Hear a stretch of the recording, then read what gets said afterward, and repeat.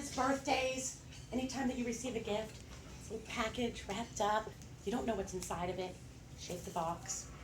Listen for the rattle. I love the feeling when I get to open up something new, something great. I love surprises when they're good. I don't like surprises that I couldn't plan for, surprises that change things. I do my best to try to plan for every moment in my life. Vacation time's coming, and I plan down to the millisecond.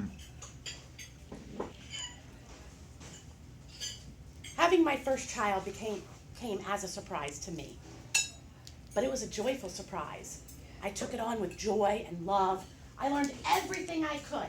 I knew what cry meant I'm hungry and which one meant I want to be held.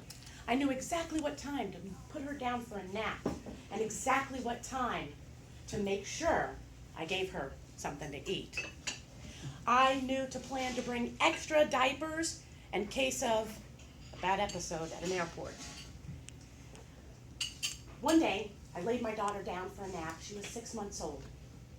I put her in her room quietly. I shut the door and left.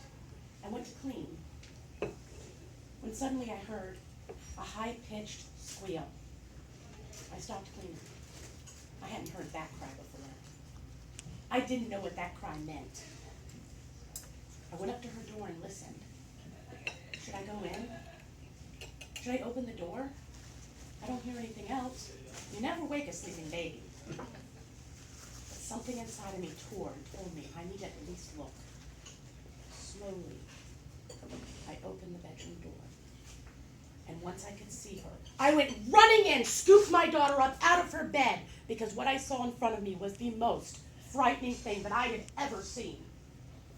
She was laying there, convulsing rhythmically. Her eyes rolled back in the back of her head. I didn't know what was going on. I ran out of that apartment, carrying my baby in my arms, screaming, "Somebody help me! Help me! I don't know what's wrong! Help me!"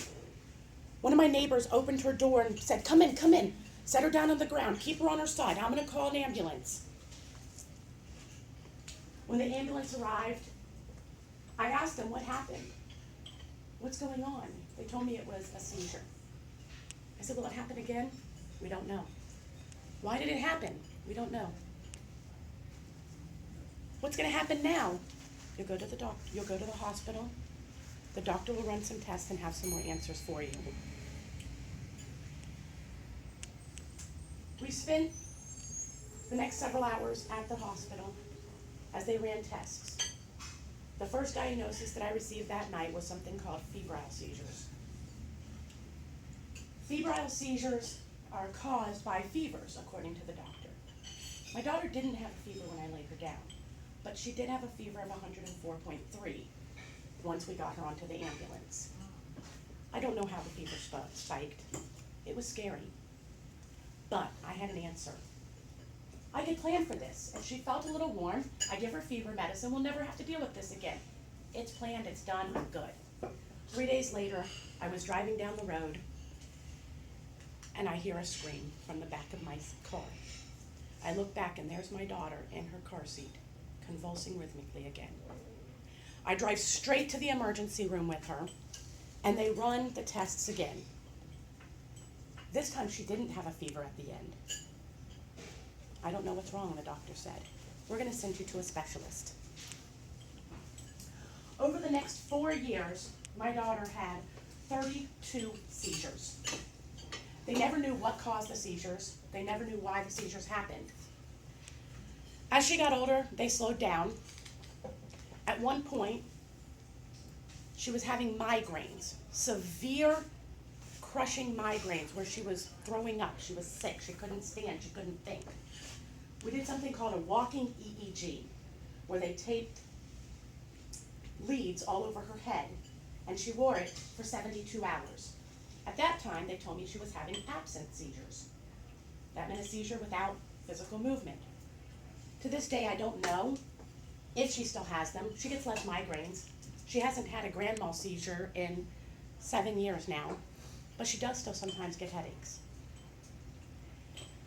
When she was 10 years old, she was diagnosed with pervasive developmental disorder not otherwise specified. This is an autistic scale disorder that causes the rest of her life for there to be something a little different. I don't know if the fevers or the seizures caused the Asperger's caused the seizures. I don't know if they're not related. I don't know if she'll ever have a seizure again. As much as I like to plan things, I have been completely unable to plan most of her life and what's going on.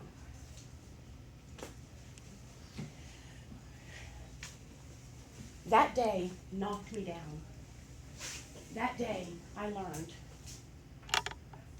you can't plan for everything and you can't let it affect you. But I also learned something more. No matter how hard it gets, no matter what comes up, no matter whether you can plan it or not, every time you're on an unplanned journey, the first thing to do is stand up